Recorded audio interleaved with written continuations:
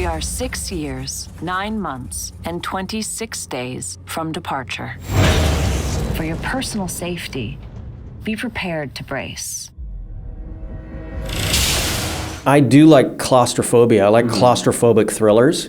But I think maybe networks don't tend to like them so much. So there is the challenge was the train is a character, and the train moves and jostles, and it's constantly moving, and the directors have to work within the confines of a lot of corridors, which gives us a specific look. I co-wrote Cube with Vincenzo Natali and Andrei Bajalik. And yes, there were. I'm confident. I like writing in tin cans, but this tin can is one. This tin can is 1,001 cars long. So there's a lot of different cans that you can open those doors and really find super interesting sets. But what it does to characters psychologically, I love that. I love that. Everyone's going slowly crazy on this train. Only the visionary Mr. Wilford foresaw the future. He's written us a personal message. Snowpiercer's an arc.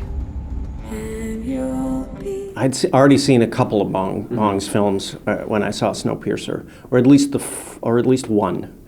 And then Snowpiercer blew me away. I saw it when it came out. I saw it in the theater. It was the weirdest, greatest action movie I'd ever seen. I loved how existential and strange it was, and that it was so much more than the sum of its parts, and that's the filmmaker.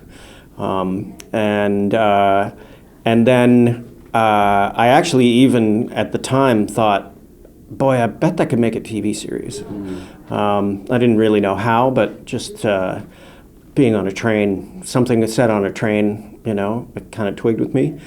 And then when I found out they were making a series and I got the chance to pitch for it, I went to the graphic novels, which I'd looked at years before, but didn't really remember. So the graphic novels too are super cool for philosophy, and the art itself, same artists throughout, Rochette, and I just was inspired all over again, and had the ability to take that pace and excitement that I love from the movie, and those, that visceral class struggle, and then take some of those elements from the graphic novel too that are a little more heady or thematic. Was there a specific moment that clicked for you that you were like, oh my, I can't believe how well realized this is? Those moments of, opening the doors into a nightclub, or opening the doors into that strange car where there was people all draped in furs lying around all drugged out, and